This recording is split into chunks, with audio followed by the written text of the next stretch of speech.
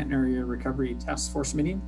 And Jason is actually out of town today, so we'll be kind of rolling through things. We actually got, if you saw the agenda, we've got some folks joining us today who I don't see yet actually as participating, which would be handy for them to be. Talk through some things. Just kind of give you a little bit of update. So we actually have 4 positives this week in Riley County. We have 2 of them here with us at this time. We are definitely starting to see more activity around town, and especially in our business districts. So I guess what people have heard or what people are seeing just from a business volume perspective. I think everybody's aware that the state legislature had reconvened yesterday, still working. I think we're going to hopefully have some folks be able to give some updates on that today too while we're here in the session. And then on Monday of this week, we did have our first subcommittee meeting as well. Remember, we'd asked for volunteers last Thursday, so we tried to turn that around fairly quickly. So I had almost everybody there, and we're going to go through some of that too, and we're kind of referring to that as the second wave subcommittee. So we're going to kind of follow the agenda that was sent out. We'll talk today. Before we start that, Dennis, could you go ahead and do roll call? And actually, I know we've actually just had a couple more people join us. So. Sure, we're glad to do the famous roll call. So you want to unmute your microphones on your computer. We'll go through. I know Jason is not here today. Of course, we have Bob and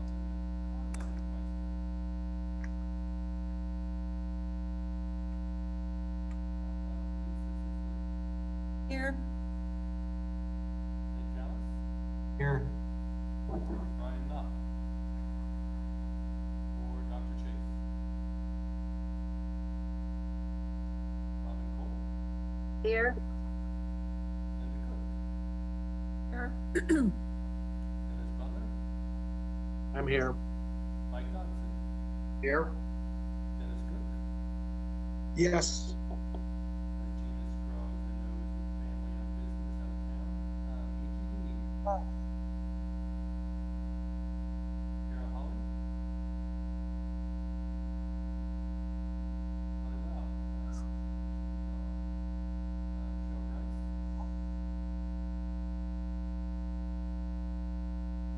Reader. Andy Fanning. Here. Gary Newman. I'm here. Lonnie Baker. I'm here. Don Ford. Here. Dean McKee.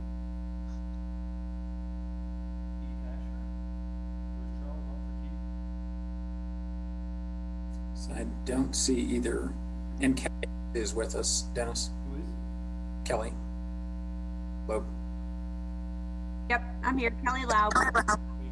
Okay, thank you. And then we have Julie Gilbert Walters, that she's not here to vote on that.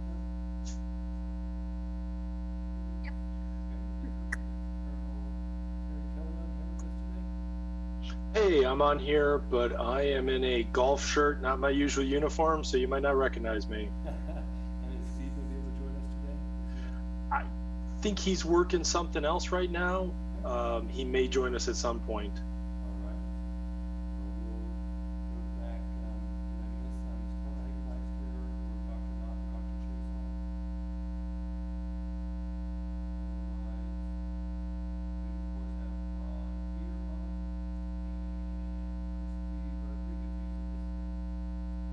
or Dr. Chase on? Hey, Dennis, I just got a text from somebody asking if the meeting was still public. Is there a way to verify if we're broadcasting? We are broadcasting, it is public. They can check the Facebook Live, but it is on channel 3. Okay. See what they text me back. Okay, so I think we are still short. And if this is Cheryl Grice, did you mention Cheryl? Yes, glad to have you. Thank you. So we may need to change our order a little bit because I don't think Butler's on yet. Yeah, that's fine. And maybe we can text him too, Dennis. Yeah, Lyle wasn't going to join till 2:15. Okay, so we're running a little ahead. That works out. Okay. So we just want to start with just kind of a check-in to see what people are kind of either seeing in their own businesses or what they've kind of experienced kind of in their part of town. So maybe we can just start with that.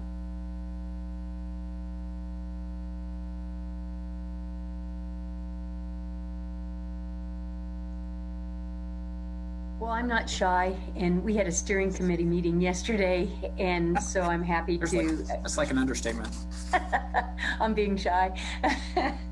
You know, this is killing me at Zoom meetings. I look forward to in-person soon. We had a steering committee meeting yesterday that is made up of the hospitality industry. And if I can sum it up, I would like to say that we are seeing that Manhattan is beginning to unfold slowly and smartly. We are beginning to see activity beginning to take place. This weekend, Colbert Hills will be hosting a golf tournament. It's their first golf tournament in a long time that will be bringing in about 98 participants. Some will be staying in hotels. They also, as they serve meals, as they handle the participants, are doing that with great care and making sure that they move forward. Also, Parks and Rec, they will be hosting a baseball tournament next weekend that will be bringing in about 40 teams, utilizing 4 fields. And so certainly as those activities begin to take place, those will really affect our restaurants, lodging, shopping. Again, small steps, smart steps in making that move forward. So we have several of the folks, the Midwest Dream Car Museum, they were on. They are really going through cleaning, making sure activities are happening. Our hoteliers and the Midwest Dream Car Museum, those attractions, it's slower for them. And again, I think to sum it up, it's how do we again assure our visitors, potential visitors, and most importantly, our local residents, that all precautions are being taken in order to provide a positive experience when they visit. So happy to answer any questions if you might have some. Say, Kelly or Fanny, do you have like a perspective about things on the west side of town?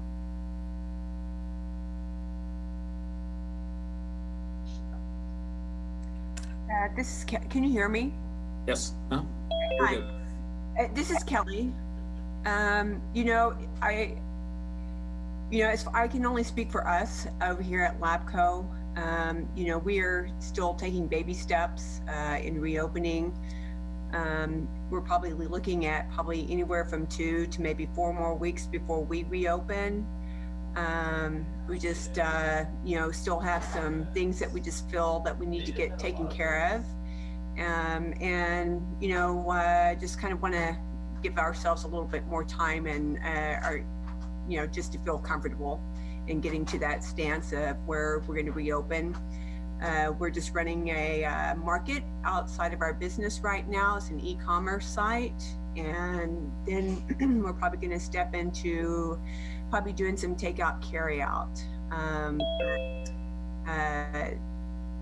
We just got approved on a few loans here. So we're still trying to get ourselves a little more restructured and, kind of moving forward in that end.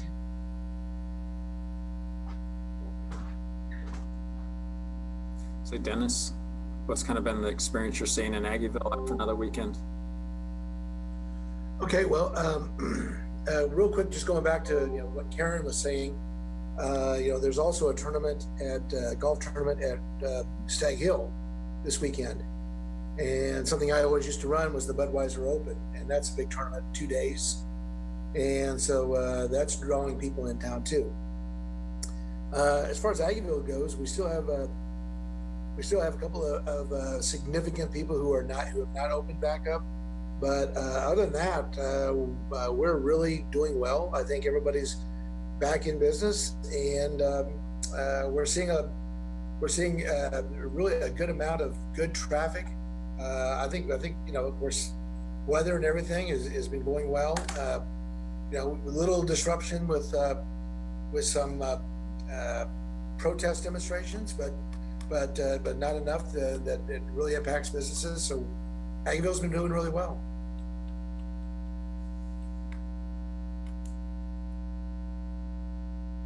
Anybody else? I guess, Bob? Sure, go ahead. Yeah, I just wanted to make an observation, and I certainly am not in all of the businesses in Manhattan, but from what I've observed just in the places I do go, restaurants, grocery stores, I've been walking in the mall, I've been just kind of trying to be out and about. And my observations are that businesses are doing a really good job of having their employees represent that they're taking this seriously. I see almost, at least the places I go, almost 100% compliance with wearing masks while serving the customers. You know, the number of masks that I'm seeing with patrons is very different, but my observations about employees is that there is a lot of attention being placed on face masks by staff.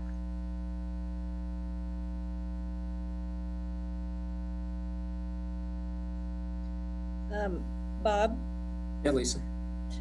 So our office came back this week. We've been remote since March 16th. And we're all staying in our offices. We're wearing our masks when we go out and talk to each other.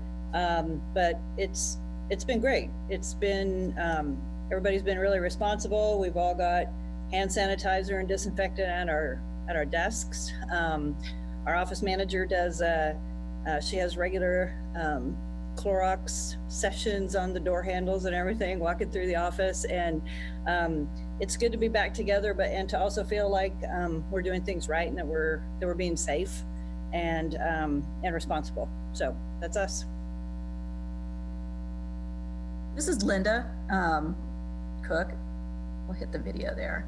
For K-State, even though we have limited operations and pretty much everyone has been working from home, the plan is, unless the governor announces something Friday night that changes our minds, is that we would move the university into phase 3. I think that's where everybody moves on June 8th. That gets us up to groups of maybe 40 people. I think that was the limit. At least that's the limit that we're setting for the university right now. And these are just going to be workers. Student classes are still online for the summer. We're still encouraging employees, if they do not feel comfortable, to work from home. That's been working out really well for most areas. So we anticipate most people will probably continue to work from home. Meeting wise, the way we'd still have to conduct most of our meetings online anyway, because our conference rooms aren't set up to allow that 6 feet of space between people. But we're moving into that next phase, and then hopefully within a week we'll be able to announce what our fall schedule is going to look like. We're still working on what happens when we move into the phase out phase, and what is that large event. And this is separate from athletics, they're dealing with that separately, but what does that larger event social distancing look like? And what are some of the social distancing practices that we would need, say if we were having an event of 500 people, or back into McCain, if we were trying to do something with nearly 1,000 some people. What social distancing does that still require once we get through the phase out period?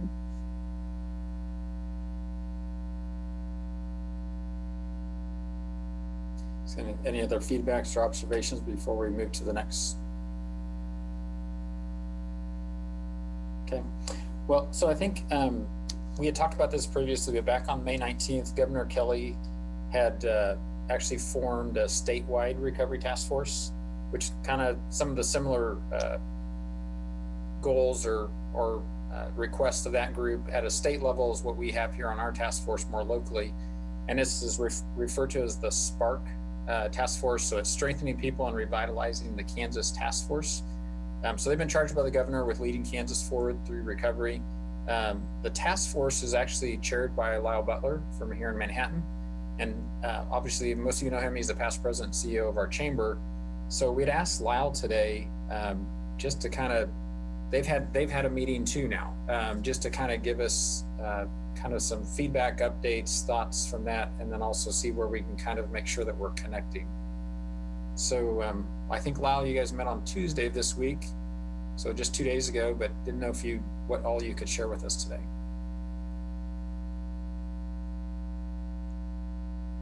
You're muted, Lyle. You're still on mute. Sorry. Hello. There we go. Hello, everybody. And welcome, by the way.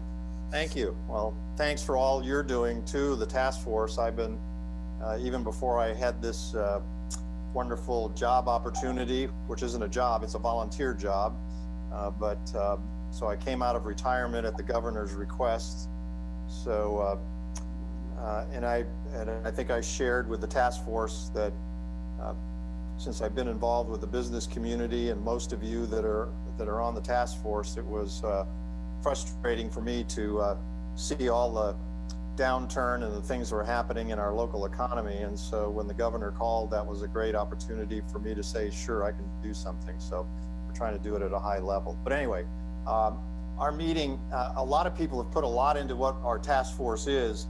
And really, if I make it very simple, the task force focus is simply that the federal government, through a formula, gave each state in the country some funds, and the state of Kansas received, because it's based on population, received the minimal amount, which is $1.25 billion. So that's a B, that's a big amount of money. But as the governor told me when she asked me to chair the task force, she said, Lyle, there in the state of Kansas, there are billions and billions and billions and billions of dollars that are needed. And so the hard part is deciding where best this $1.25 billion goes. So we are on a very tight time frame. This money has to be expended and used by December 30th of this year. So we are moving quickly.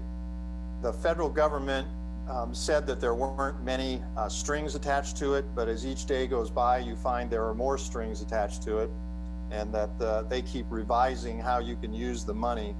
So we've had 3 iterations, one in March, one in April, and we just received a new one on May 28th as to what the money can be used for and what it can't be used for. So we're still in a learning curve with that.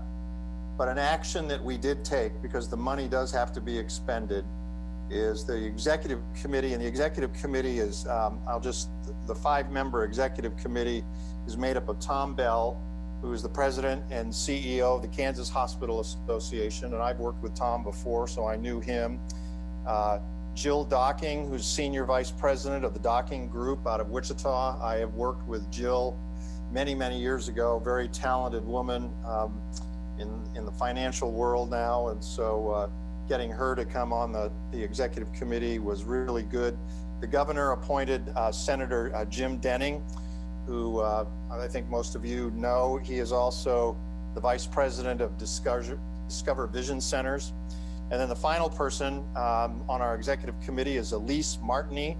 She is the business manager for the Greater Kansas City Building and Trades Council. So those are the 5 members. In addition, beyond that, there are another 15 steering committee members, which I won't go through, but they're from across the state. They also include legislators. And most importantly, for those on this call, Senator Tom Hawk is also on the steering committee.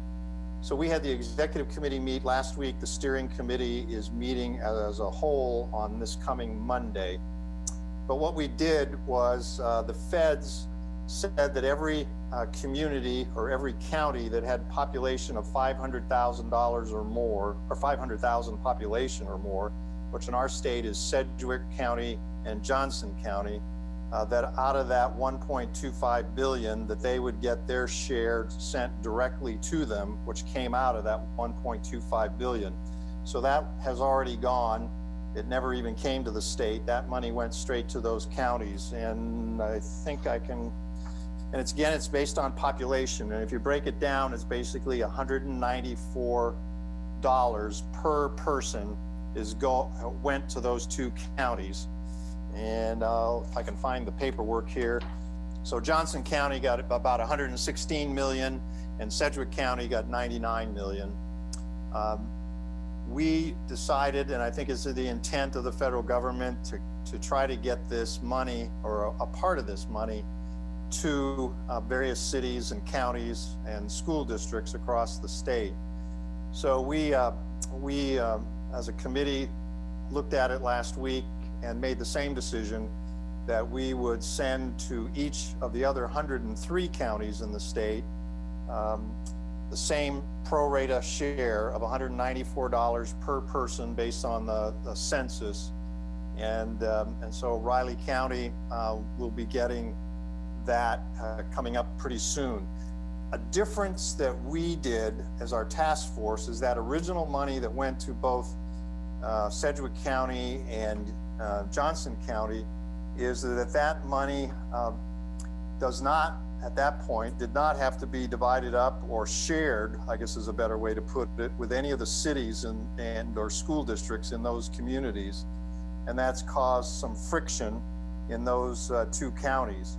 So our task force said, with the money that we do have control over, that we are sending out to the 103 counties, is that each county will have to, in order to receive the money, will have to pass a resolution which basically says that they will follow the guidelines of how that money is to be spent. They'll be subject to auditing. But more importantly, in the resolution that they have to adopt is that they have to cooperate and collaborate with the other taxing entities in their community, so that they will have to sit down and have a conversation with the school districts in the county, as well as the cities in the county, to talk to them about their needs. So we have done that. That's in the process. We hope to get that money out. Well, we will get that money out here in June. And again, before the counties can receive it, they have to accept this resolution. And the money has to be spent. On one hand, it seems broad, but on another hand, it's very, very narrowly focused. The money cannot be used to backfill city, county, school district budgets. The monies have to go directly towards COVID-19 related expenses to this point, and can be something that's ongoing through the 30th of December. If the monies aren't spent, the monies have to be returned to the federal government. So our task force is going to be insistent on the fact is that all this money has to be, will eventually be audited by the federal government. And if it hasn't been used for appropriate areas, then that money has to be refunded back to the federal government.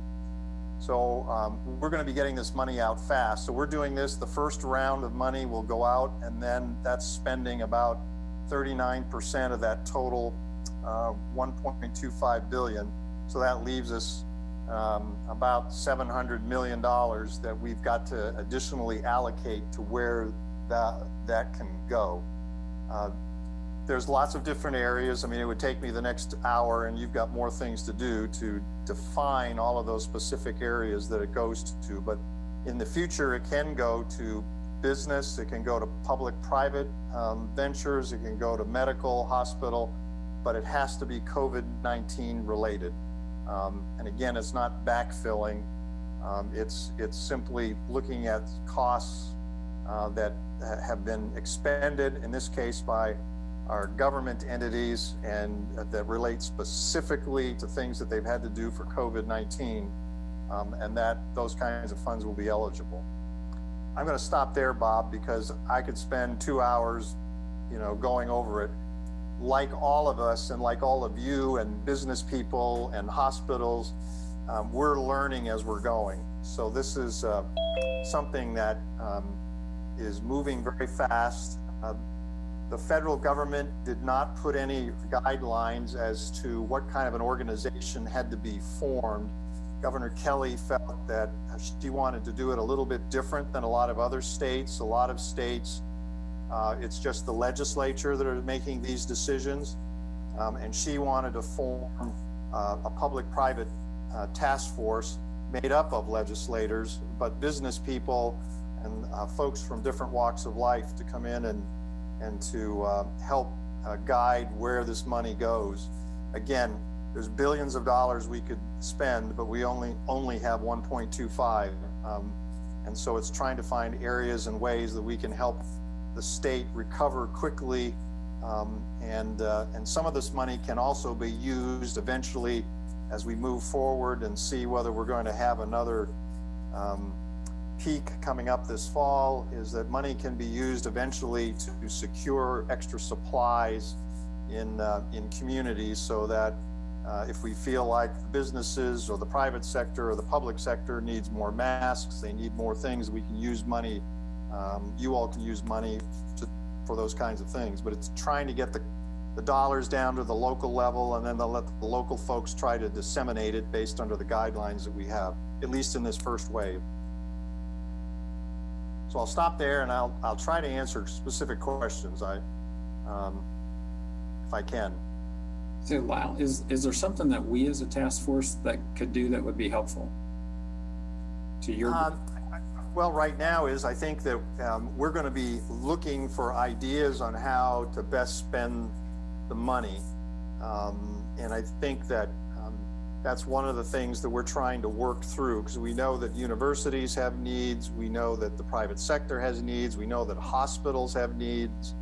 The state of Kansas itself, I mean, we could have just written a check for the state and be done with it. But again, the governor didn't want to go in that direction. She wanted people to look at broad areas and get the money out into the communities across Kansas. And that's what we're going to try to do. So we have no preconceived idea what the next phase money is going to go to yet. But we have about 30 days to make a decision. So we're going to have to make some fast decisions, because we have to get the money out, we have to get it spent, we have to get it put in places that it's going to really help the state. So I'm looking for good ideas. So if somebody has some really good ideas, and I know everybody does, but we can use eventually similar to what Manhattan has done, and I give a lot of credit to the chamber and the city for their willingness to take $500,000 and to provide small business loans. Money can go to things like that across the state. The places like Manhattan and Topeka, I believe, has a similar kind of program. Then, I mean, that makes it easy. You can put money into those kinds of things. But if I'll just use Lawrence. If Lawrence doesn't have that capability, then it takes a while to get it set up. But this money has to be spent by December 30th. And so even the money that we're sending out now, about $350 million to across the 103 counties. There's another $50 million that is going to counties that have been impacted more than what Riley County has, because there are, as all of you know, there are 5 or 6 counties that have been hit harder with the number of cases. There are also communities that have a much higher unemployment rate than Riley County does. So there are some counties that are going to get a little bit more money than the $194 to try to help them mitigate where they are today. Hey, Lyle, it's Kelly Laub. Yes. I'm just kind of curious, with some of that money, would this be, like testing kits, Yes. I guess like handheld, thermometers, things of that nature. We're talking about, schools getting back into session, public schools, talking about, production facilities, all of these expense, which, is going to be, expenses, on these businesses and on school districts. And I guess would that be something that would be of consideration, to help some of these, facilities have? Absolutely. That is definitely even in the regs that have come out. They talk about that testing kits, sanitizing, thermometer. I mean, all those kinds of things would be eligible. We just have to get a program in place, and whether that goes to businesses, school districts, but those are all eligible kinds of expenses because those are directly COVID-19 things that are being spent or businesses have had to spend, or cities or counties or health departments, that's over and above what their normal budget would be.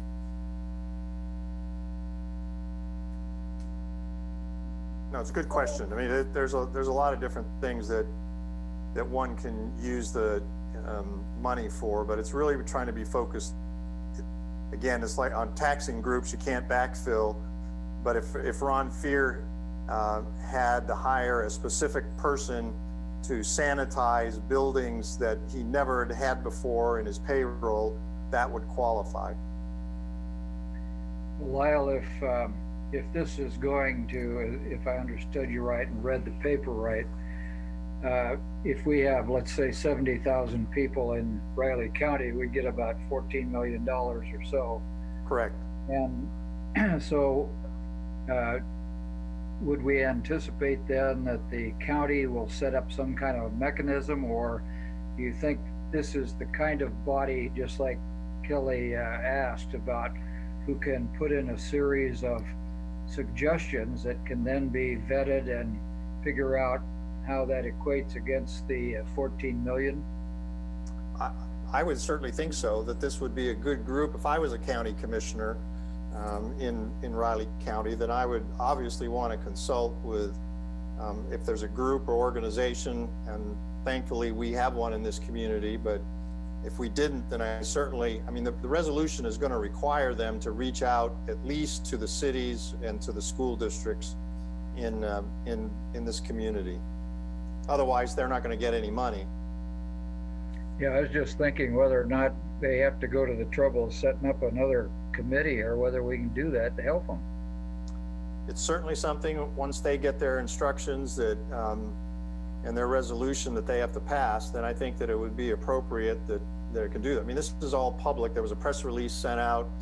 You know, I don't know whether the media has picked it up or not yet, but it certainly wouldn't hurt for somebody to reach out to whoever the chair now of the county commission is to say, hey, some money's coming and we want to be involved.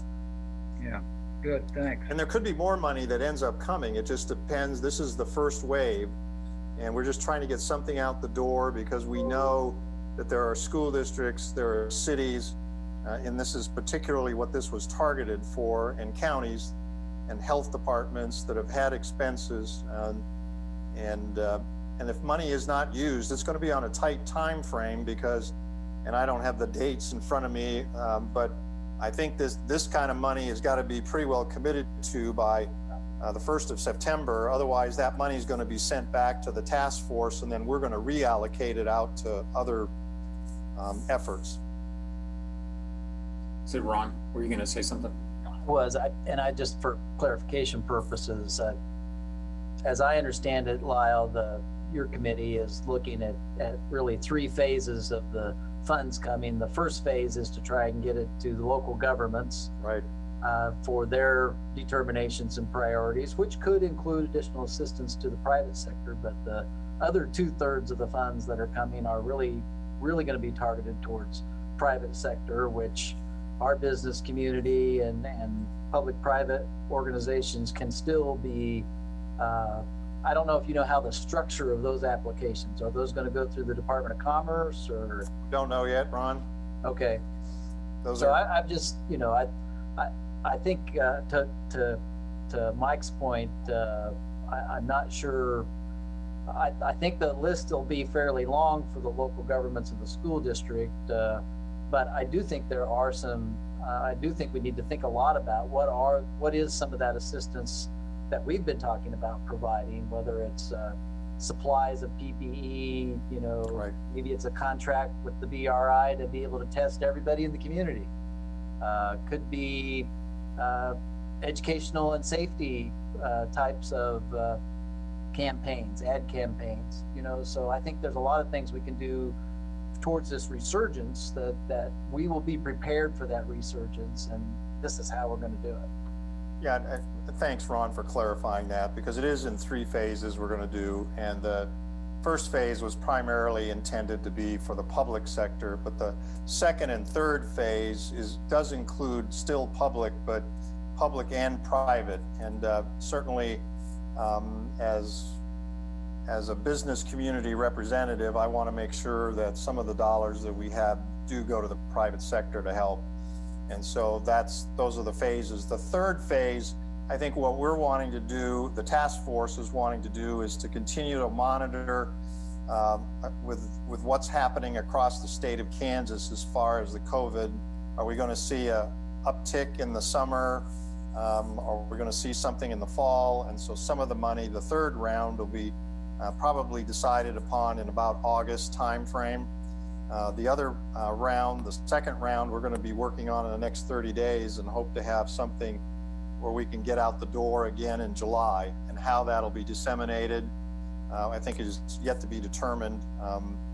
There's just a lot. We just trying to get the first round out again, because the feds kind of set the precedent with what they did across America, where the counties that had 500,000 or more population got their money directly sent to them.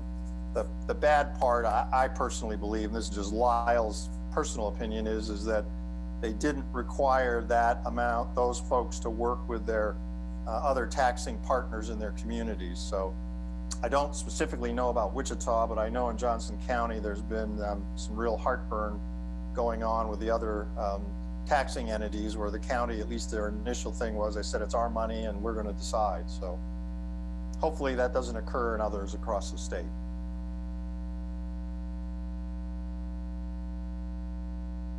So I think we've got time for one more question from somebody.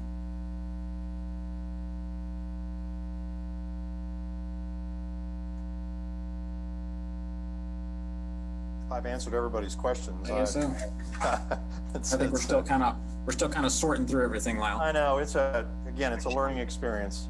I've got one, Lyle, John Ford, Riley County Commission. Yeah. Of course, 2020 is an election year. There's obviously COVID-related items incorporated into that.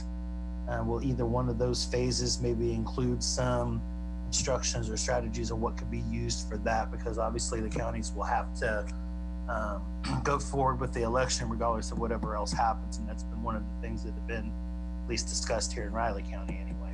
So just curious. You know, that hasn't been raised, John. That particular issue has not.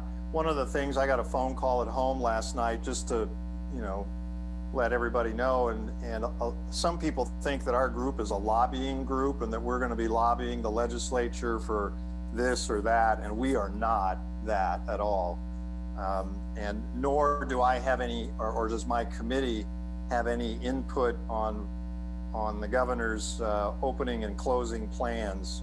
Our only role and our focus is this dollar amount that the governor has asked us to deal with. So I can't answer that. That has not been talked about yet, but we've only really talked about this first phase. So I know it is a concern. Okay, that's what I needed to know. Thank you. You're welcome.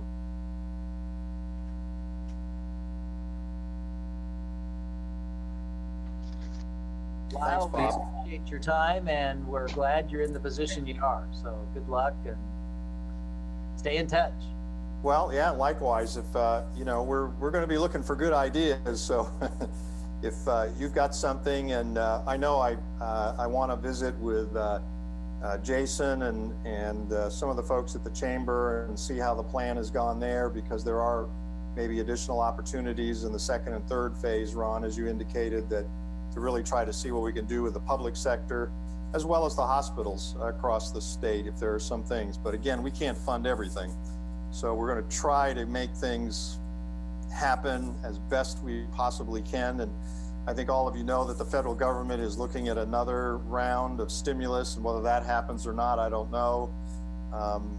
And whether our task force, if more money came to the state, whether we would be charged with that, those questions, we simply don't know. We're just dealing with what we got in front of us. Well, appreciate that, Lyle. One, the updates, and also just taking the questions, having the conversation with us. No problem. Thank you to all of you, what you do. And I appreciate it, and we will be in touch. Okay, thanks, Lyle. Bye-bye. did want to kind of circle back because I know a couple of Karen and Dennis Cook had both made comment about some activities that are happening in the community. I think that's a good positive step that we see things moving forward. Linda Cook, not to put you on the spot, but have things gone okay this week with the beginnings of athletes coming back? And because I know that was something we talked about last week. Yeah, no, it all seems to be going pretty well. Good. I think the athletes are rolling in, so everyone's going through the testing and the protocols that were set up. So that seems to be going well there for their return. Very good. Okay. So we'd mentioned as we're getting started, I think everybody's aware the legislature came back to a special session yesterday. We've had somebody who's been kind of working over there and actually is over there monitoring kind of what's going on and that have actually provided some feedback back to Dennis Marstall. So we're going to ask, since Dick can't be here, we're going to ask Dennis to kind of just bring us up to date on what's happening or what we think is going to happen here over the next hours or days. Well, I'll be glad to take that. As the governor intended, the special session was called for June 3rd for the sole purpose to extend the state's disaster declaration order. And it was intended to be a focused and short kind of meeting, but as things tend to happen, as of noon today, the legislators still in their special session. They have not passed any legislation specific to the disaster declaration. However, both the Senate and the House do have two bills that are working, and they're in the Senate Judiciary Committee discussion right now. But to give you a flavor of what's going on, in addition to those two bills, the state legislature now has 33 pieces of legislation that they're looking at. Anything from decreasing the sales and use tax on food and food ingredients to expanding medical assistance, trying to work with workers' comp. They're looking at some property tax abatement for certain buildings unrelated. They're looking at adding a public defender to the criminal justice reform. They're looking to address people who were released from prison due to COVID and a bunch of other things. So the initial thought is that the legislature will still be in session tomorrow, and we're not sure when they have identified an ending date. So it is still up in the air as to where they're going to land in terms of how the legislature and the governor are wrangling over authority for the disaster declaration. But there is some movement, at least, between the House and Senate and the Judiciary Committee. So I know it's not much, but it's what we know as of noon today.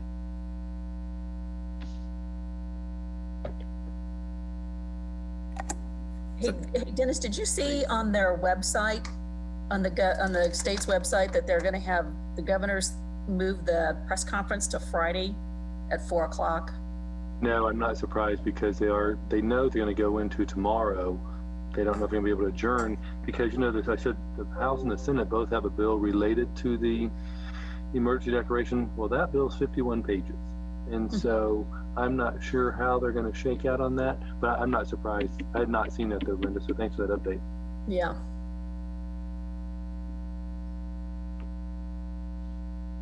Otherwise, that's all. Sorry, it's not very much, but that's what we know as of noon. Okay, thanks, Dennis. So also a couple of things we wanted to just spend a few minutes on today. You know, in the task force, our charge when we started was to try to make a successful transition back into business for folks. And so I wanted to talk about some of the things that have been going on actually, either from the city or other parties about things that have been either taken to the council or taken to other of our regulatory or elected officials to make some changes amidst all this to maybe make things a little easier for some folks to get back in business. And I know Dennis and Gina, I think Gina's not with us today, but there's been some things taken forward, and we're just going to ask Ron Fear to kind of do a quick update on some things that have gone to the city and what status and changes we can expect to see from that. Sure, thanks, Bob.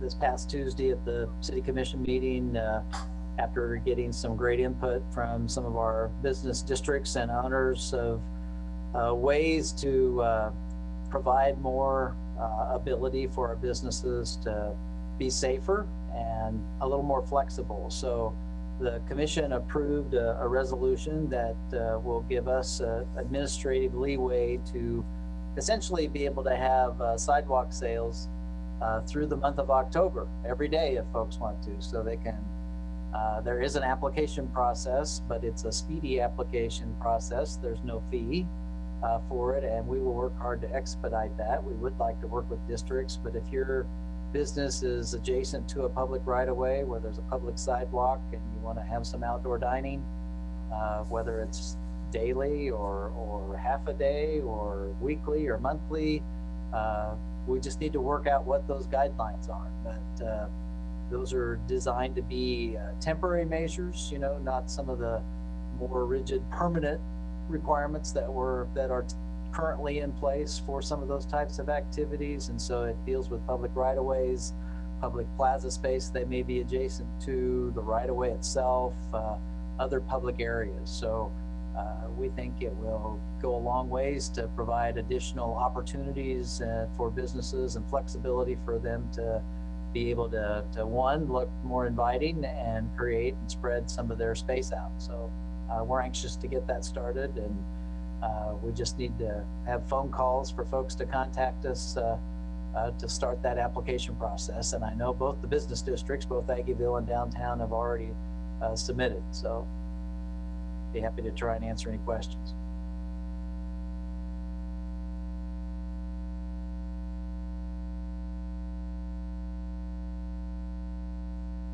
Ron, this is Karen, and first of all, thanks to you and the commission for allowing those sidewalk sales to take place. I'm thinking from a restaurant's perspective, and I know that this has been something that we've talked about for a long period of time. Can you address again to the group, currently there are no alcohol sales that are being allowed.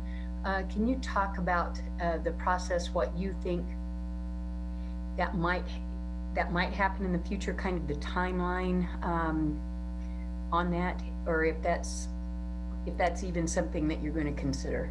So I appreciate you bringing that up, because the resolution specifically doesn't allow for the alcohol into the public right-of-way for this provision. However, there has been work on trying to identify different aspects of how you might do that permanently, or be able to do that. And that deals with more of those permanent type fixtures and some of the rules and requirements. And so I know there's discussion happening on that. Can we get that? If there's a big demand for that, that's certainly something we can keep working on and keep looking at, but it would require additional legislation to be able to do that. And it really kind of deals with the egress from the building and how the staff is providing it to the restaurant. And so, but obviously there are cities in Kansas that are doing it, and we've been talking to them a lot. And so we can figure out a way to do it here. We just want to make sure we're doing it in a way where everybody's comfortable with it. But it is not part of this temporary measure. So alcohol's not allowed in the public right of way with this particular resolution. The other thing that influences this, we're still doing special event type applications. So, if there's let's say there's a race downtown and on a particular weekend, then we'll certainly coordinate with the district about, is the setups in place going to interfere with that or not? And certainly there are special events with alcohol that can take place on specific areas. So all of those can still be at play.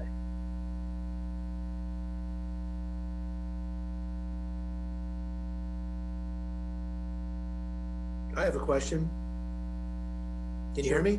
Yes, go ahead. You're good.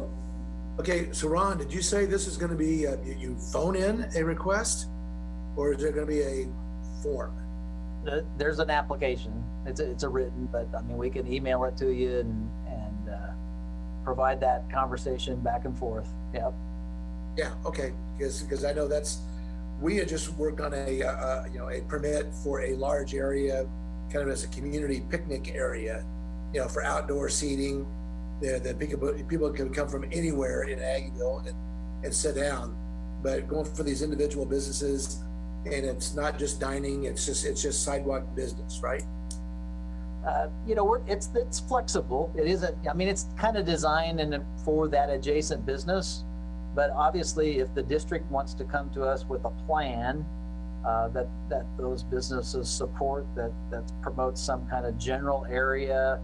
In the past, we've had concerns about, non-business folks that are like food trucks that come in that aren't part of the business district being able to set up and stuff. So, our principal concern is to work with those adjacent businesses, but we also are interested in working with the district for different special events or communal areas like you talked about. If there's a large public area that you want to designate it for something like that, then we're certainly willing to talk to you about that as well.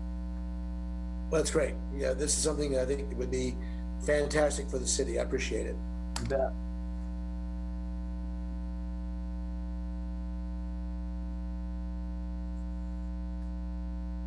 Okay, great. Thanks. At least it's got a question, looks like. Oh, Lisa, go ahead. So, and if there's more discussion about the public right of way, which is awesome, I don't want to cut that off. But while we're talking about ordinances and actions by the city commission, I was just wondering if, and this is something that's come up at the chamber and in this meeting previously, was a temporary short-term suspension of some of the signage restrictions. I think that there are still businesses who need to be able to get the word out better, more visibly, that they are open for business. And so, being able to maybe put some signage up that isn't necessarily within, the standards that we would prefer to see all the time, but, maybe being able to put up a banner or, I don't know, some other kinds of signage that would let their customers know that they're open, that would have a time limit on it. I just wondered if there's been any discussion about that. This resolution would cover that signage, yes, and the flexibility for us to reach a conclusion about additional signage in the right of way. Okay. What about just in general? I mean, if there was a business that, you weren't necessarily doing business on the right of way, but you just wanted to put up something else that was not necessarily compliant with current signage standards. That's what I was talking about. Sorry. Yeah, I think we would be open to working with them as long as it was the adjacent business in the right of way and allow for some kind of an additional sign that's, like a tent sign or whatever the case may be, or a banner like you mentioned. Absolutely, we're open to that discussion. Cool. That's terrific. Thank you. I think that would help a lot of small businesses, retailers and such that, maybe haven't been able to get the word out that they're open or that it's not clear when you're driving down the street. So thank you. You bet. We've had, just so everyone here, we've had initial review of that, Lisa, with legal and trying to figure out, make sure how we can be flexible, but yet adhere to some other community standards. So we're giving that a look. Thank you, Dennis.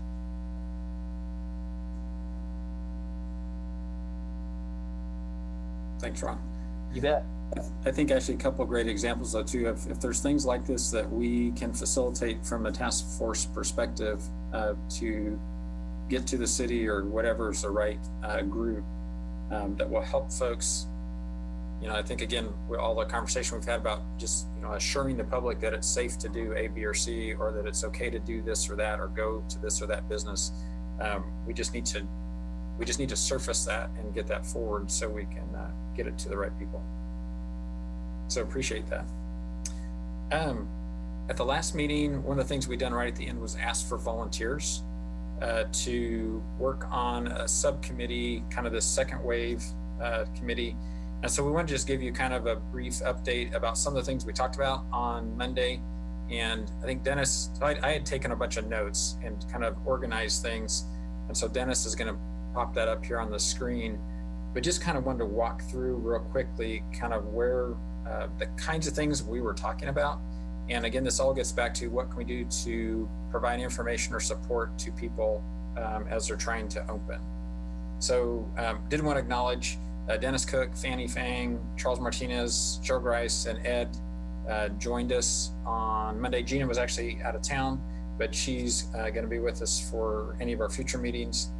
And just want to kind of walk through real quickly. You can see on the screen kind of the overarching principles. Again, it gets back to what we can do to make transition successful for reopening. That I think we all recognize that testing and contact tracing specifically are really keys to continuing a successful opening.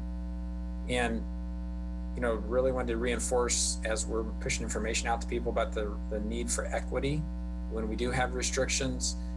Also acknowledgement that public safety is actually a shared responsibility. We want to integrate with our other regional efforts and really encourage. I think one of the people on the subgroup said, you know, when we make the orders or restrictions, we need to perhaps be very strategic about that in the future, as we will, you know, in our case, we're going to continue to see positive patients just like this week.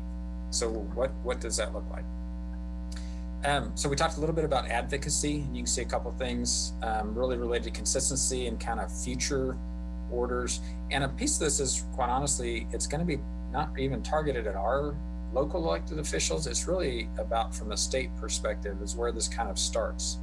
And that's over the last 90 days, that's where the exclusions of this or that being essential, non-essential, that's obviously big topic conversation with a number of the folks on our task force. So what does that look like? And we've also seen, as this has gone across the state, definitely some locations, as Lyle had mentioned, seeing a significantly higher impact than other locations. And so does a more regional approach make sense in the future?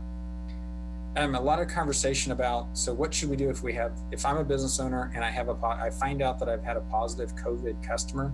And a piece of this gets back to, I really think there's still a gap for people of, so what should I do? So actually got some input from the health department around, you know, there's actually, you know, if you're finding out you have a positive COVID customer, you don't really have any requirements to report that. But so what does that mean for the rest of your staff? And did you have close contact? Ed was really good about giving us, you know, that's, if you had close contact, that means you're less than 6 foot from that customer and is perhaps up to a 10-minute duration. And if necessary, that's going to then trigger a self-quarantine for 14 days. So it kind of gives people, I mean, I think, again, everybody's kind of looking for some guidelines. Ed was very also upfront about saying, when you've got questions, call the health department. Specifically, you can ask to talk to him if you want to, but really reinforce that need to call. But, you know, obviously, if we've had positives, that's a good time to rein-service staff. You know, I think we had a little bit of conversation around, so what does that mean for what you tell the rest of your employees? And there's always that balance of making sure that you're trying to reduce anxiety and also be transparent and open with people. In our case, and I think Ed had kind of the same approach of, we try to frame it in time frames of the customers here during these times on this day in this part of the store, or in this part, in our case, clinic, hospital, but to really give people an understanding of, so did I just have peripheral contact or did I actually have close contact? Because then that's going to help them make some personal choices perhaps about what they might want to do. We've had businesses that have had so many people that were exposed in what would be considered a close contact situation that it then triggered a conversation about whether or not they could retain operations just because of the sheer volume of their own staff that were potentially positive and needed to be self-quarantined. And so it's kind of that pre-conversation too of, are there things you can do to make sure that you're never in a position where you have a high percentage of your staff that might be around a single customer or person. And again, you know, kind of back to some of the information we talked about here is how do we retain customer confidence? What information are we providing about sanitation, mitigation, wearing a PPE? Ed, I see you popped up. I didn't know if you wanted to add something. I just wanted one clarification on the second bullet. If it's actually somebody who's come in contact with a case, whether that's an employee or a customer, they'll need to be under real quarantine. It won't be a self-quarantine. That's the only thing that I see there that I wanted to clarify. No, that's cool. Is there anything you want to add? No, I don't think so. I think a lot of when people are worried about this stuff, if we do get calls about this all the time. My husband worked someplace that had this, that, or the other, and these people are running around all over the place. We have to kind of rein that in and get down to the actual facts to be able to decide what kind of extent that we're looking at. unfortunately, in some places, we might take out a whole staff, but it also depends on if they didn't do shifts, or they didn't, figure out ways to separate operations to where everybody's all there at one time. So no, I think this pretty much covers what we talked about. And I guess the question back to the bigger task force, again, we were trying to kind of have a mindset of, so what can we provide to business owners that would be helpful to them? Is stuff like this helpful? Is that for everybody or just? Yeah. Okay. Kind of out to the people on the task force. If you're a business owner, is stuff like this helpful to you? I think it is, Bob. The only thing I'd say is, it seems to me one of the best things that we could do is have some kind of a quick turnaround test. So in other words, if you've got 5 employees or 6 employees and that's all you've got, rather than have to close your store, if you can ascertain that 5 of the 6 are still okay, then that means you can return to business more quickly than if you have to do something extraordinary because you have one positive person. And I just don't know how we're doing on testing. I know the governor said because we're Kansas and because we're blessed not to have such a high percentage of infections, that we're probably not going to be on the front line for receipt of the test. But at some point, hopefully you'll be able to produce enough tests so we won't have that issue. I can probably provide a little insight of that because of my job here, my other job. So I do think the testing capability in the state is actually improving. It is just it is taking longer than any of us would want it to take. And the other, I think part of our also learning the swab tests, which probably have about the lowest false resulting of any of the other tests, in most cases in the state is still taking 2 days up to 5 or 6 days. And it all depends upon which lab it is going to and their volumes, et cetera. So there's actually, that's probably the inconsistency of that. I would say it's actually one of our challenges. But we are, as a state, you are starting to see more availability of the test kits. And then just as importantly, in the lab, you have to have a kit to run the machine to run that test as well. And that is actually, I would say over the last few weeks, that has been the bigger area of bottleneck than actually a swab and solution to send the test in. So it's kind of piece by piece, the supply chain's kind of catching up. Yeah, when I heard Lyle talking about the $1.25 billion, it just seems to me, we've identified some of these larger issues that we really need to solve. And it appears likely that the federal government's not going to help us with the labs. So we may be able to help ourselves. Well, so, here locally, actually, the K-State, the vet school and the BRI, they have actually been trying to, they have capability that's been in use now, I don't know, we're probably approaching a month, actually.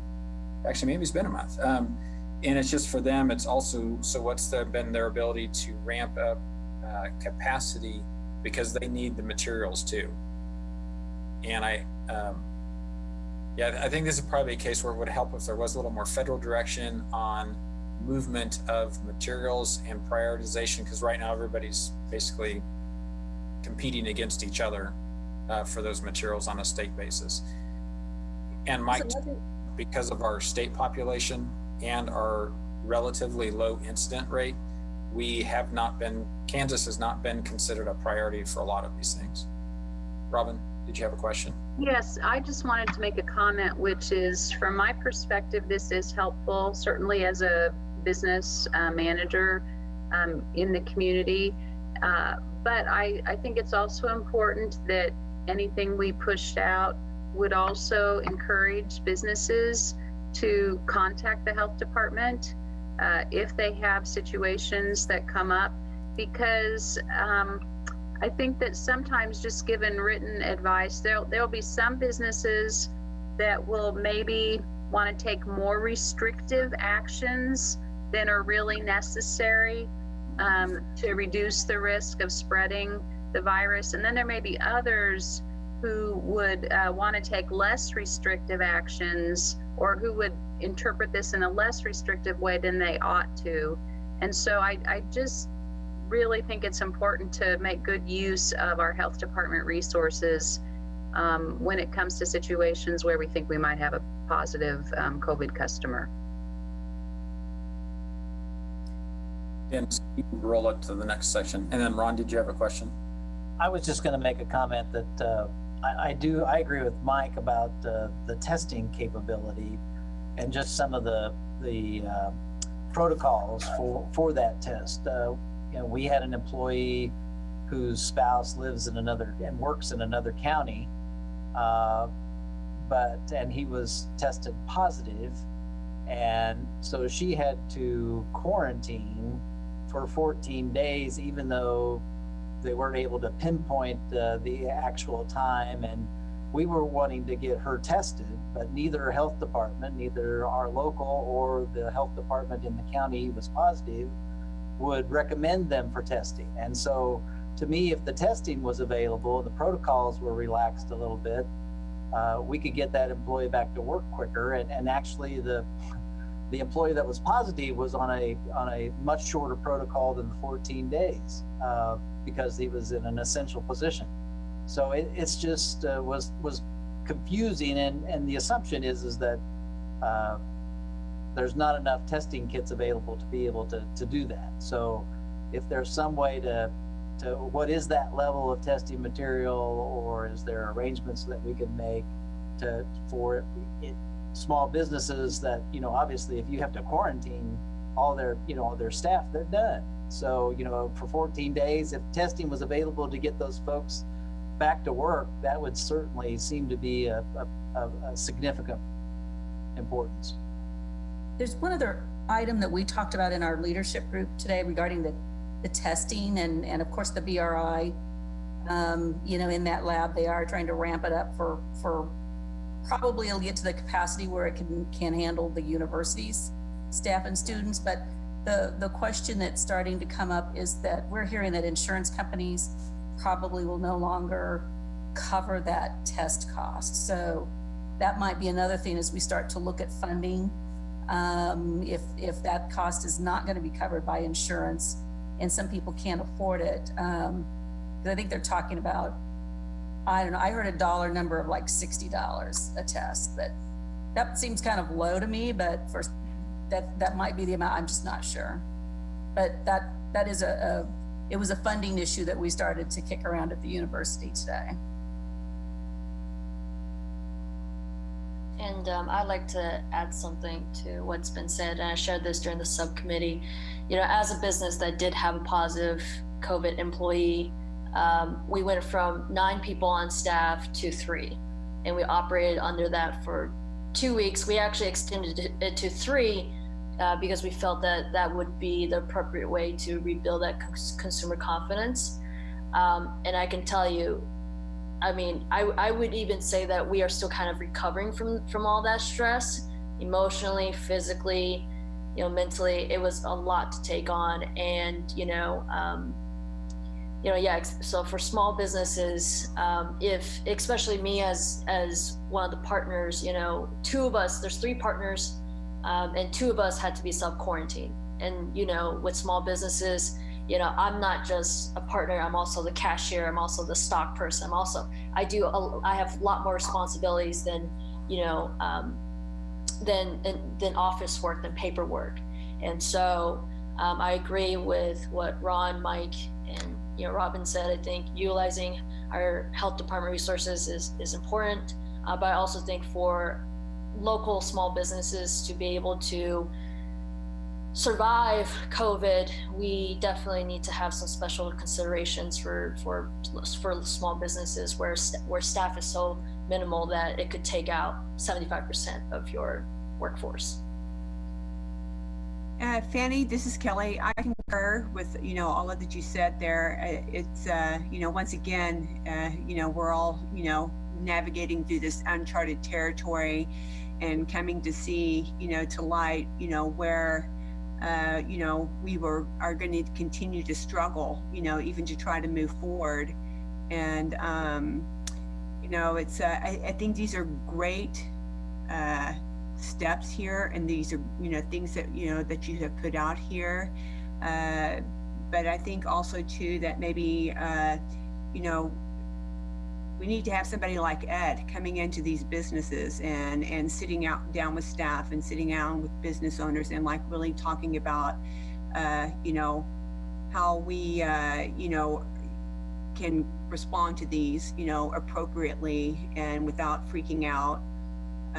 But yes, I think, you know, once again, you know, it comes down to, you know, people, you know, these, you know, small business owners. This could just, you know, be, you know, devastating. It's a, you know, an additional cost. It's a psychological blow. You know, do we lose, you know, the confidence of, you know, of consumers as well? But yeah, so thank you. I just wanted to mention one thing about testing and trying to use that as a way of getting employees back to work sooner. That really won't work if that person has actually been designated as somebody who's been exposed to an actual case, because that person will need to be in quarantine. And let's say you want to test them at day 7. Well, they clear, if you even get the test back before day 14. But technically, they still could be contracting and showing up with the symptoms of the disease on day 14. So expecting a test to be able to let somebody out of quarantine earlier is not realistic and is not going to happen.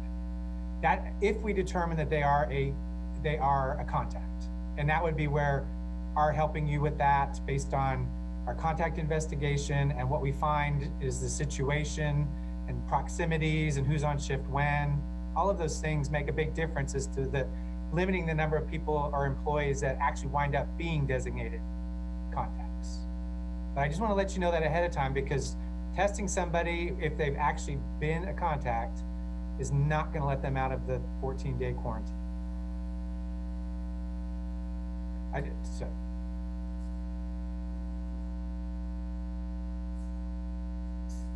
You know, a couple notes I made there, and we'll go back actually on the subcommittee. We'll add that back in about the advocacy. You know, I do anticipate, you know, working on obviously one of the healthcare providers in town, that the insurance company still will pay for the test at some rate, no different than they're going to pay for any other diagnostic test. The question just is that payment going to cover the cost of actually getting the test done? So, and we do know already there's actually wide variance in what a Medicare versus a Medicaid or a United or an Aetna actually are already paying for the current test, because it's not the same. Every carrier is different already. So,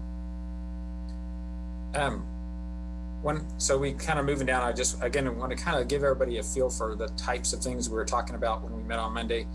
So the next thing, so we first talked about what if we have a positive customer. Then we talked some about, so what do we do if we have a positive employee?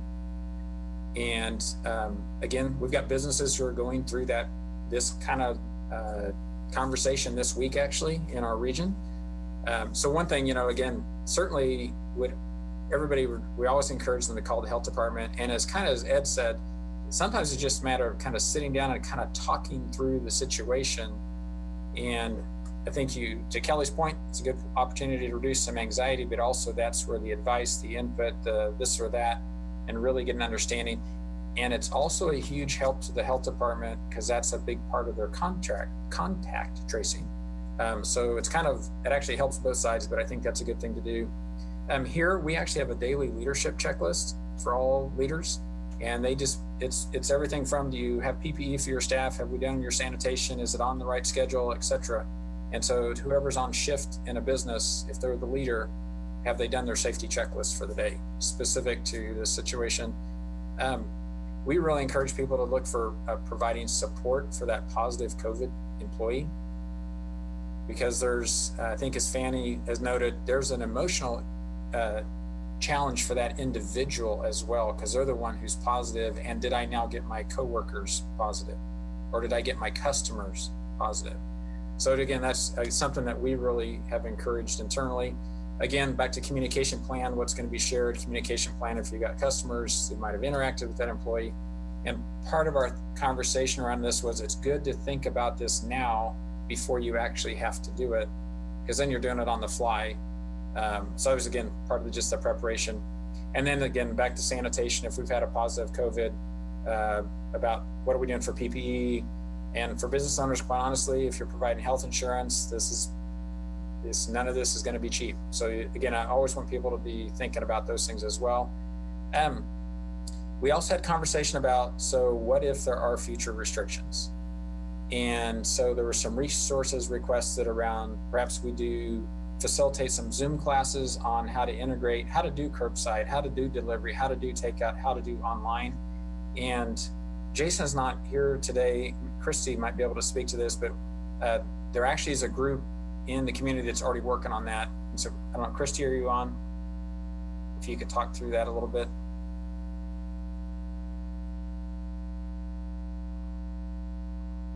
Oh, maybe she's not on. She's on, or else she's on mute still. Sorry. Okay, can you see me? Thanks, Christy. Okay. Coming to us live from Colorado. Colorado, yes. So, yeah, so the SBDC put together a series of training sessions. There's 4 that are coming up. And so I think we could email that out and post some of those information about what those sessions are. I think as a part of how we move forward, creating some of those video series, I think will be critical. I'm still with the chamber. I'm switching over as executive here soon. And as a part of that, there are some funding sources that are non-competitive that are going to be coming our way here in the future. And so I think that we can work in some of these educational and advocacy components in partnership with the health departments and the chambers to then get that information out. So we have a lot of different things in the works, but in the meantime, there are 4 different training sessions that are webinars that we can push out.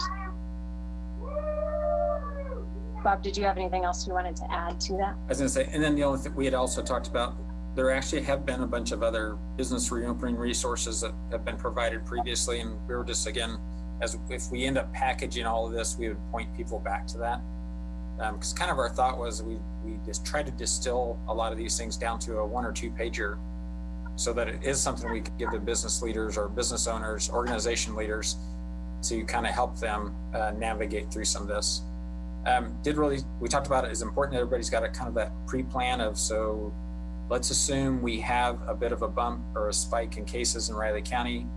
What would you do with your business to not necessarily close again, but what would be your step back? What would be your way to try to mitigate any potentials within your workforce? Talked about the importance of collaboration, and actually with the classes that Chrissy was just talking about, that actually is a great example. It is our chambers have been working together on putting that together. So continuing to do those kinds of things. And then it is talked about, from just a marketing perspective for individual businesses, should we encourage people to have targeted information for some of our vulnerable populations? There's been a number of stores who are already only open, like their first 2 hours or perhaps their last hour for older citizens or people who are highly vulnerable. Is that something we need to try to encourage more within the community, that sort of things? How do we communicate about the mitigation steps? Again, it's kind of that checklist that we had from a couple of weeks ago for businesses. They could, put in their front window, we're doing these 6 things or whatever to again, build consumer confidence.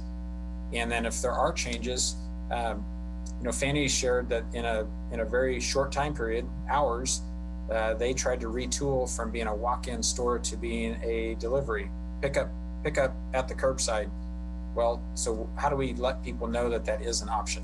And you can now go to a business and this is how that would work for you. So again, just thinking about trying to, again, create a resource for people. And then the last couple of sections, I think Dennis can spin down to with just some other key factors because some of these are very specific to the type of industry you're in. So for example, in healthcare, if we have a positive employee, we have a different protocol and expectation than the rest of you because we work in acute healthcare. Lonnie's got different expectations for the senior facility because that's the business that he's in. So I'm trying to understand those industry specific things and also trying to be able to explain that to others of why it's different for us. You want to go down a little bit more, Dennis? Is there one more thing? Monday was a long time ago. Oh, yeah, and then just again, some the other key factors around sanitation, how we're going to communicate, that sort of thing.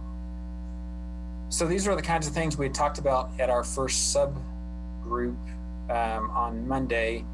We wanted just some, I guess, advice or feedback from people on the larger task force of, are there other things that we need to kind of try to be factoring in, consider? Are we on the right track? Is this going to be helpful if there's a second bump of patients that are positive? Just would open the floor for that. This is Kelly again. I think that yes, you're on the right track. This is all extremely helpful. That's for sure. The one thing that is communication. There's a lot of mention about communication, and I know that in out chatting with people, friends, customers, just in general in the public, talking about COVID. The one consistent thing that everybody continues to bring up is that, there doesn't seem to be nobody really knows what everybody else is doing as far as the businesses, the county, the city, the state. There just tends to be a lot of, inconsistent communication and really kind of having a message. So when you look at this, I had mentioned this before, but, doing some kind of a PSA, and, getting, do we run banners, on Facebook, Instagram, or, do we get on, try to do some kind of, get onto television, to where there's we're communicating a consistent message and what the expectation is, not only from the business community, in our hospitals and, in schools, but also what is the, the responsibility, for the citizens, whenever they're out, walking around, coming into businesses, going into the hospital, what, for their kids, in functions, it just seems to me that, we have to get the communication key out to the public better. And, if we're going to have, come up with these, this plan and this, one page, kind of, that we can all post, across the board, it just feel that, even though Little Apple Brewing Company can have something posted, and and this may all be, from what we all decide here, on the task force and, the city and the county and the state, it still doesn't, maybe another business, has something a little bit different. So it just feels that there just needs to be a, better communication to the public, to where they're not confused, when they walk into a store, or, when they're, walk into a restaurant, or, walk into another business or the hospital. So it just seems to be that, we just need to have a little more, some kind of a PSA out there that we can just get out to the, to the general public.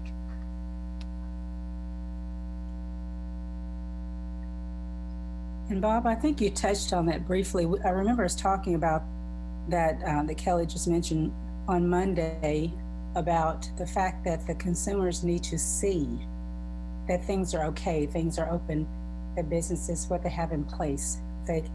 Whether that's a PSA, something with, so many now just have the words and just few pictures. And I've seen one, not sure if that's the Convention Visitors Bureau that has, I'm not sure who was sponsor of that one or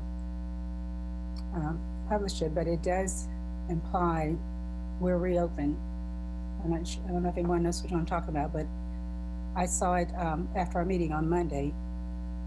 But I agree that that's going to be as far as consumer confidence, but actually a site that they can go to, and we talked about what Christy has in place, and she kind of updated us on how that could be maintained, because several of the companies mentioned that they had something, but if we had, and we talked about having all of that information in a central location so everyone could see what the others are doing and look at best practices, and that would really be helpful.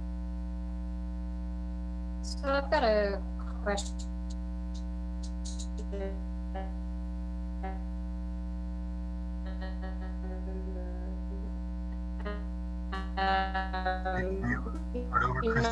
We put together that Christy. opening with care document with the sign and the checklist for all the businesses to use.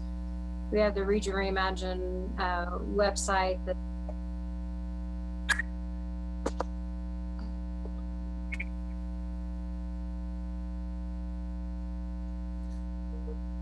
oh, really? Or to another location. Yes. I think we're losing you. Can you hear me? We could hear that. We could hear what you just said. Can you hear me? Now we Yes, can. we can hear you. No? Okay. Yes, we hear you. Yep. I'm wondering if it's a delay. Okay, sorry, let me come outside. My question was, we put together the opening with care document, as the sign and the checklist of what everyone's doing, but I don't really have a good sense of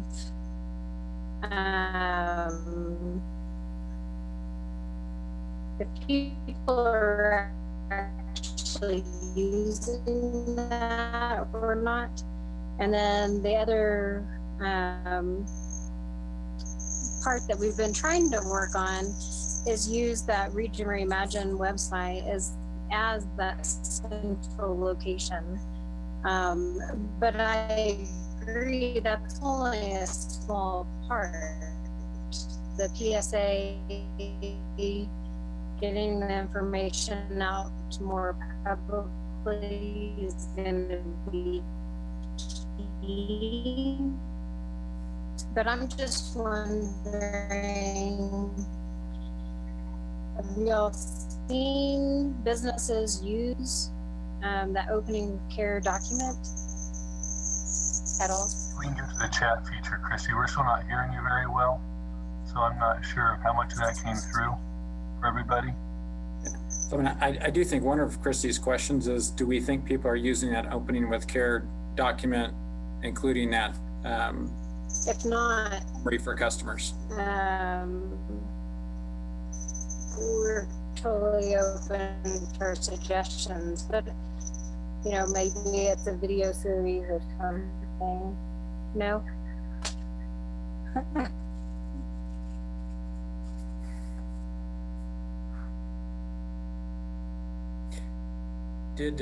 I was also going to circle back to all the folks who are on the meeting Monday, Dennis Cook or Fanny, Ed, any of the thoughts that you guys had since everybody's had a few days to think about this since Monday?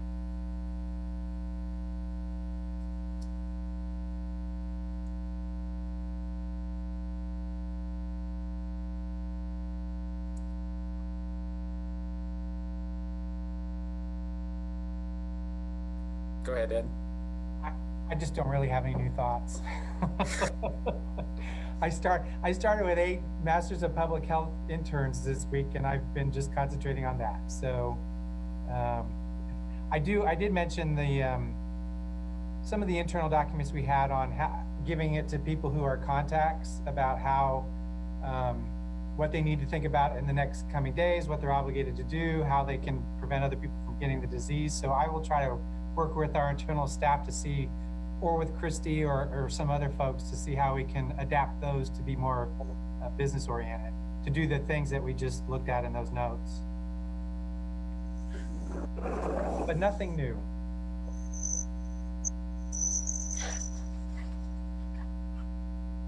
Now, my only thing was the PSA, which I knew we talked about it earlier, several weeks ago or a few weeks ago. And then I saw that commercial and I thought, well, maybe that is something we have. I know Lisa, I don't remember who all had offered to participate. I remember Lisa, but I don't know who else. And I didn't know if that was something we come up with or if that was a city or who was.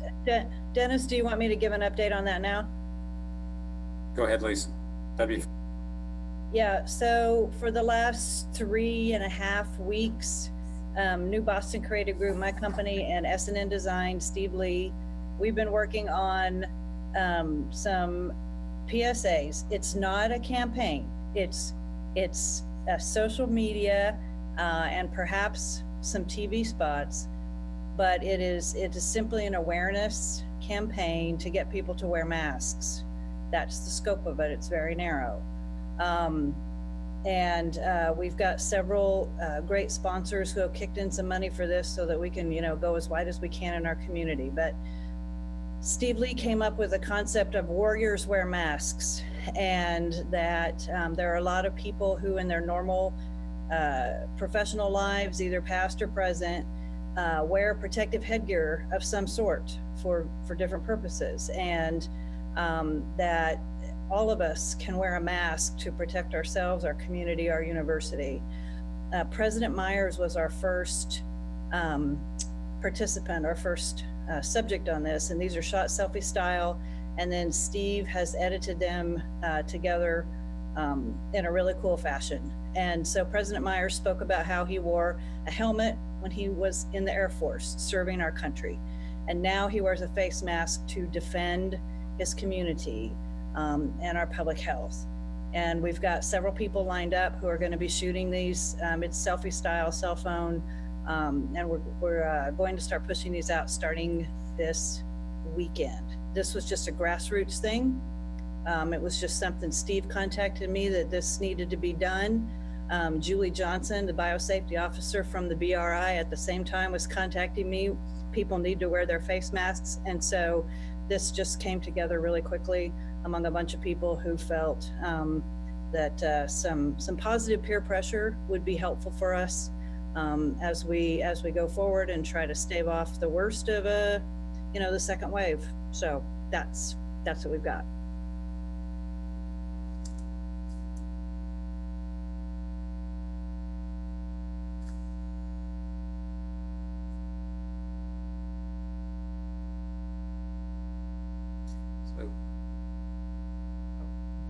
I just wanted to support Lisa's comment about the whole communications. It's going to be a bugger. I just, and I've mentioned before that I run the hotline for the COVID. I get questions about things that have clearly been answered. And the people that came up with the questions came from the site that they just got the information from. It is a tough road to hoe. And even just day to day, we all know that just talking to people that we work with every day. So our patience and our persistence, I think, are going to really be the only way that we're going to get people to get the message out. And modeling, I mean, basically doing what it is that we're asking people to do, and giving them verification that what we're asking them to do is going to make a difference. But I do think that it's going to be hard, and I don't know that one place is going to be sufficient. And sharing stuff on each other's pages can work. I don't know that I've seen that, the document that Christy did about opening your business. I've only seen it in our email. I don't know that I've seen it from anybody else or anybody else sharing that to me. So those kinds of, internal networking to get that document out there need to be looked at also. Because we talked about the last time, or maybe on the meeting Monday, where we don't have a good general comprehensive listserv of all businesses to be able to get that to them. So it's going to not be an easy thing to do, but it's not an impossible thing to do. So I just want to reiterate what Lisa had mentioned. Yeah, this is going to be, it's not going to be easy, but it needs to be done as best we can. Sometimes there's a piece of information or an effort that it's easy to look at one entity and say they own it. Mm-hmm. This is theirs, and that's not the case with this. There's too many aspects of it. there are so few things that you can actually accurately say it's global. We use that term all the time. It's a global problem. This one really is. And when you have something like that, you simply can't control the information. The best you can do is hope that for some public responsibility and some consistency, and that everybody keeps it as simple as possible.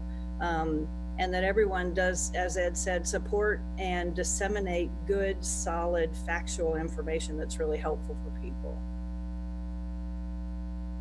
And that might be something this group can do, is decide what sources of information those are. Once we determine that, and that's the list of people. You have questions about this, that, or the other thing, this is where you should go. This is who we recommend and trust.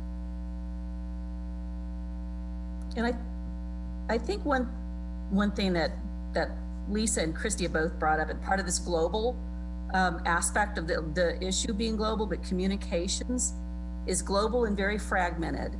And even though you may feel like you're constantly repeating the message, you have to repeat that message in practically every channel that's out there today. So being able to share on the different social media, some people use Facebook, some people use Instagram, some use Twitter, some go to websites, that as we deploy whatever the communications is, we have to figure out how to plug it into all these different communications channels to have half a chance of reaching, at least half the people that want to get the information. And that's not an easy task coming from a communications person, but there's not a silver bullet that will go in, that you can aim in one direction and that you'll get everyone. And it's an exhaustive process of trying to hit every channel because people they all gather their information from so many different sources now. One of the messages we were trying to send as a task force is that we are trying to encourage customers to come back to our businesses. And so it seems to me one of the messages ought to be, our businesses are working hard to keep you safe. When you walk into many businesses today, all the people in the business might be masked, but the customers are not necessarily masked. So the message that Lisa was talking about was Warriors Wear Masks is probably a companion to our ability to tell people that our businesses are trying to keep them safe as well. Yeah. Yes, Mike, thank you. That's a good point and a big part of this that I missed. This is branded Think MHK. So this is branded part of the Think MHK shopping, and small businesses are specifically mentioned, keeping our small businesses safe. President Myers mentions that, and others will as well. And I would also say too that Meadowlark is the primary sponsor on this, and so they get credit at the end of these spots. And Meadowlark has been a leader in responsible actions around COVID, and so that feels really appropriate. Thanks, Mike.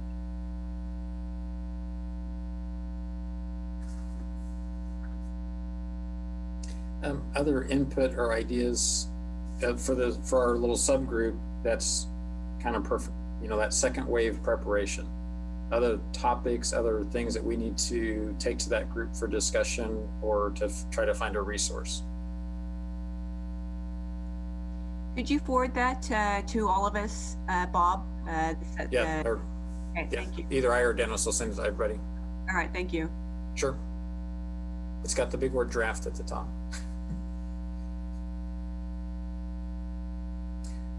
Another area, I had talked with Julie Gibbs, actually was texting with her yesterday.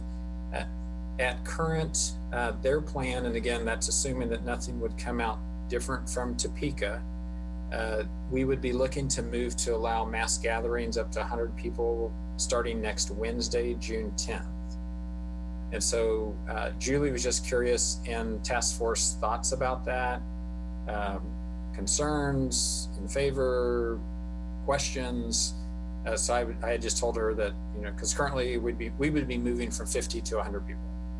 Still, and within that group, you wouldn't have to necessarily maintain the social distancing. So she was, again, curious from the task force, just to get some feedback around that.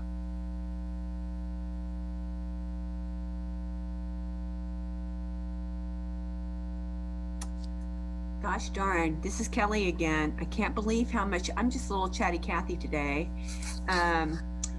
You know, I don't know, you know, I just feel that at this point, you know, our cases are going lower, you know, not really a whole lot, you know, being seen in our state. And I think we're all still kind of in a guinea pig moment. You know, I don't have a problem with that. I think that consumers are going to love it. But I just feel that, you know, we're just, you know, there's a lot of safety precautions out there, you know, the fact that swimming pools aren't open, you know, there's a lot of safety, you know, measures that have been taken already. And, you know, I guess personally, I don't have a problem with that. But, you know, once again, you know, I feel that we're just all kind of in an experimental mode anyway. You know, we'll see, you know, with travelers, you know, coming back and forth, you know, how this is all going to kind of flesh its way out. So. Dennis Cook. Yeah, so the only, I think that move to 100 is great. I think we're ready for that. Have we talked about hours of operation yet? You know, I probably defer to Ron or Ed to know what else is kind of on their list of things to talk about, or if they know. Go ahead, Ron, if you know. I asked that question, and if there were going to be any restrictions, and the only one that I was made aware of was just the maximum number. I don't think they plan to keep that midnight, but I haven't heard any specific discussion about it, to be honest with you. I see Commissioner Ford maybe having some discussion. Sorry, I wanted to make sure Ron was finished there. I actually did talk to Julie this afternoon, and it is, unless something happens while the special session's in and something changes with state executive orders, or we see a major uptick or something here between now and Wednesday, that midnight closing should go by the wayside, so it should be open to full extent. So hope clarifies your question there, Dennis. It absolutely does, John. Thanks a lot. Yeah. And I believe the only other restriction that might stay is the venues that have a capacity of 2,000 people or more for that period until the end of until the phase out, whenever that happens. Is that both indoor and outdoor, Ed, just to clarify? It says venue, and I believe they meant it to be indoor. Okay. So if you wanted to have, for instance, baseball tournaments, softball tournaments, those sort of things, I can't see that being 2,000. Yeah, I think that our recommendation is going to be, well, I don't know that it's a recommendation because the next 2-week period is 100 people for a mass gathering.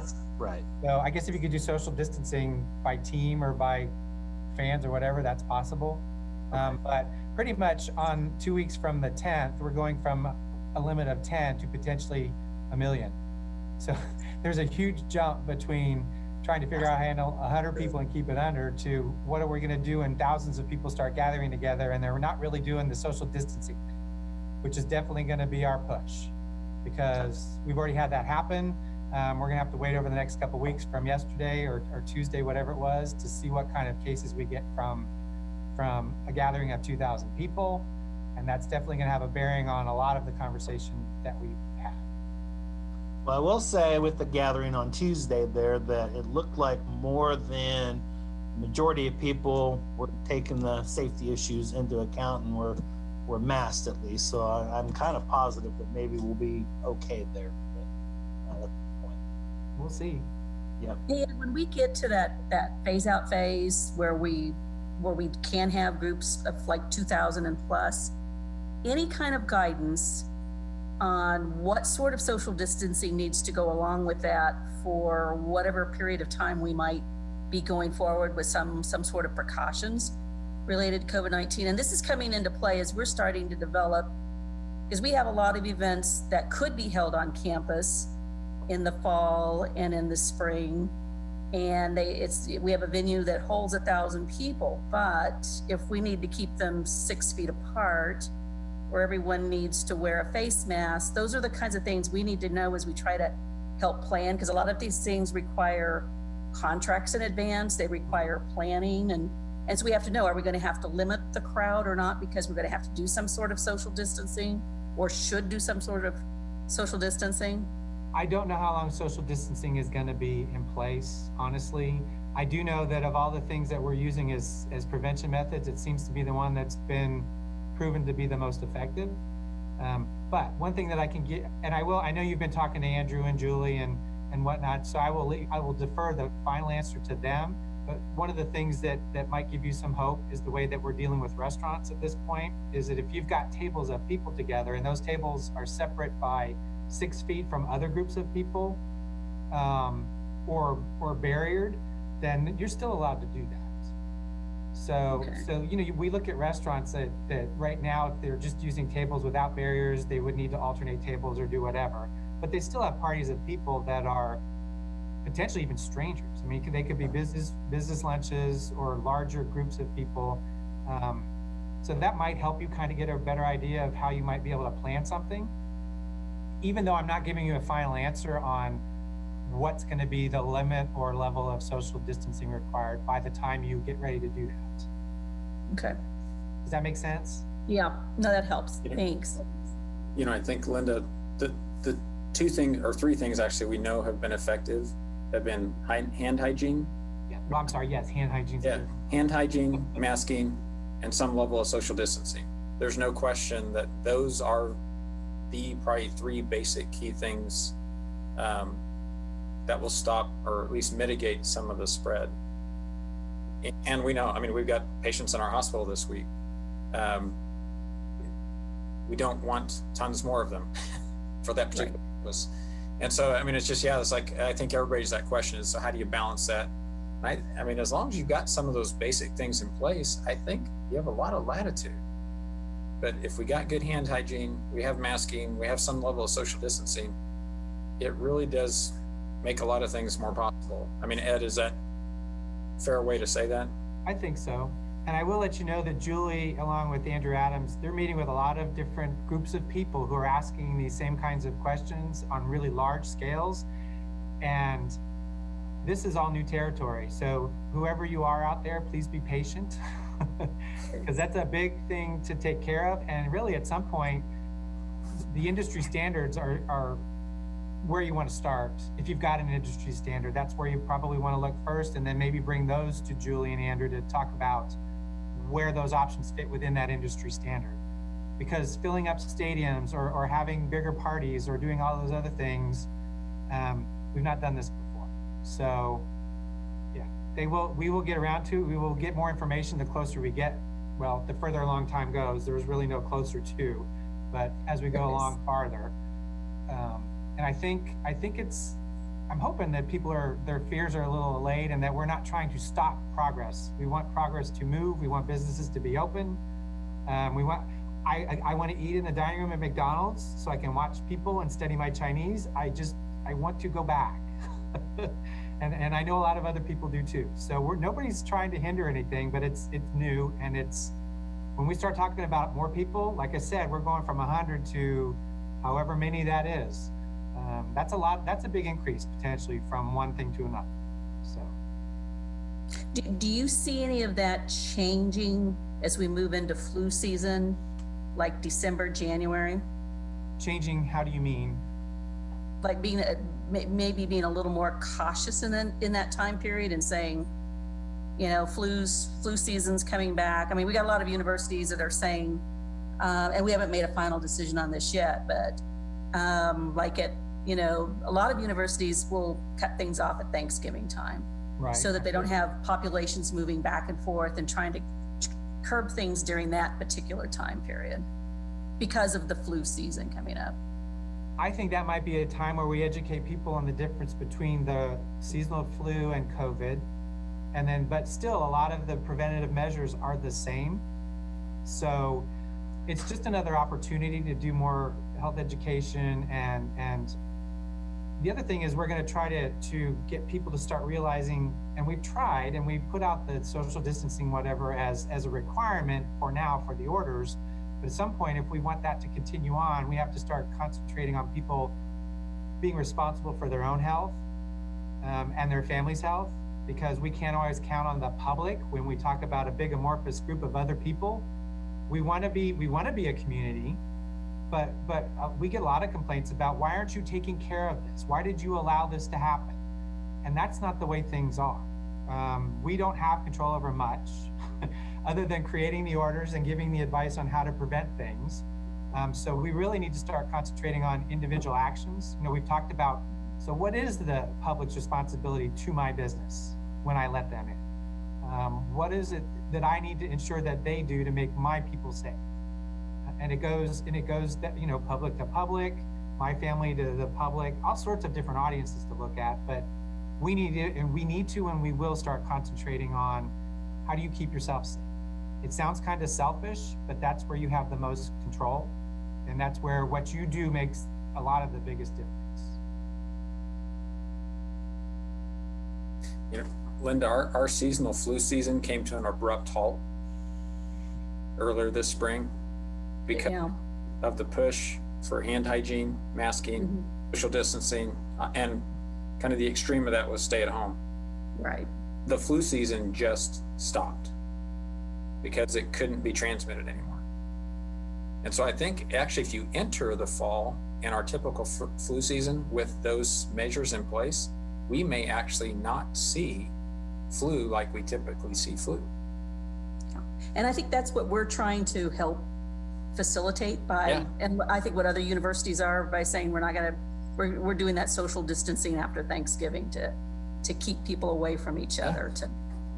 It's an interesting way of looking at it, solving that challenge, I think. Well, I'm sorry, go ahead, Robin, sorry. I was just gonna say, I am probably a little OCD, and I just have to say that there's this awkward kind of dance that's going on. And it's this awkward dance between, you know, we as businesses focusing on actions we can take at sort of a micro level to really manage the risk of the virus being transmitted, while at the same time, and this is that part of that dance that is just kind of awkward and uneasy, which is that at the same time we're also, you know, loosening things up because we're not going to have the capacity to do that kind of micromanagement of mass gatherings of 100 or 2,000. And I'm not saying I am so ready to move on with the future. I just want to get it out there that it is a really awkward dance that we're describing and that we're moving forward with. And I suspect I'm not the only person who is feeling this kind of awkward kind of dynamic just that's present. You aren't the only person, Robin. I don't have a clue what the percentages are, but it's very hard to kind of talk to people about this from such wide spectrums, because there are people who don't think that this is real at all, to the people that are, I can't go anywhere because of this. So it's difficult, and I understand the apprehension. And Bob, I was going to say, using your story about hand washing and whatever, cutting off the flu season would be great come fall. And I think that would be a great way to kind of frame it. You know, so I mean, I think we've seen things like that happen, and we've also, and we talked about this in our subgroup, we've had spouses of our employees who were sent home because their spouse worked at the hospital. And it's just really not understanding that they're not at risk because of that, and they're not bringing a risk into your business because of that. And what's the odds that their spouse even saw one of the COVID patients to begin with? But I mean, that's a whole other kind of story. But no, I mean, I think if you take, it's back to your comment, Ed, if you take personal health steps, the benefits downstream are huge. They are. And we aren't going to get rid of, there's no zero risk for this. Yeah. The people that's all they're going to accept, there's really not much that we can do. We just need to do the best we can with what we can do. So my people will wear masks the rest of their careers because of this. It's just the way it's going to be, and we're okay with that. We're going to deal with that. I know we are almost out of time. Are there things that at this point we are scheduled? Dennis, Marshall, are we still scheduled for next Thursday? I lose track of my dates. I think so. Yes, we are. Yes, we are. Are there things that either A, you want subcommittee, or are there things we want people on the task force to work on over the next week? You need to have the subcommittee meet again to tidy up some things. So we'll look to communicate with the subcommittee members about a meeting date next week. On when to do that. Hey, Bob, can you just clarify? I may have lost this in all the discussion, but when we go to 100, that still comes with a component of social distancing? I would probably ask Ron or Ed to clarify, because I've not actually been part of those conversations. I'm going off a text from Julie. So the mass gathering number essentially allows those, in this case, 100 folks or less to be together without social distancing. So that has a, I mean, if you kind of look at the venues, and this maybe affects Dennis Cook as much as anybody, but maybe Linda Cook as well in classroom settings. So that then argues you could have 30 people in a classroom once that 100 comes into effect, and you could have 100 in one of the establishments down in Aggieville. Is that right? No, not really. The definition of a mass gathering is an event. It's not. I got you. Not part of a business operation. All right. So the business operation component, just like would be for KSU, is then a continuing process that requires social distancing. It does, but like I was kind of explaining to Linda before, it can include having, bigger groups of people that are separated by the 6 feet with other groups of people. We were using the mass gathering to kind of talk about that, but when you start getting over numbers of 20 and 50 and 100 people, that really doesn't work all that well with trying to describe how this would work in a restaurant, unless you're a huge, like a catering at a conference center. So, yeah. Which could happen, I guess, at K-State. But the mass gathering is specifically for events. All right, good, thanks.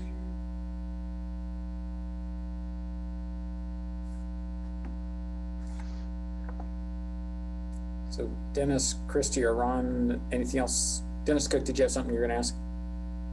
Oh, okay.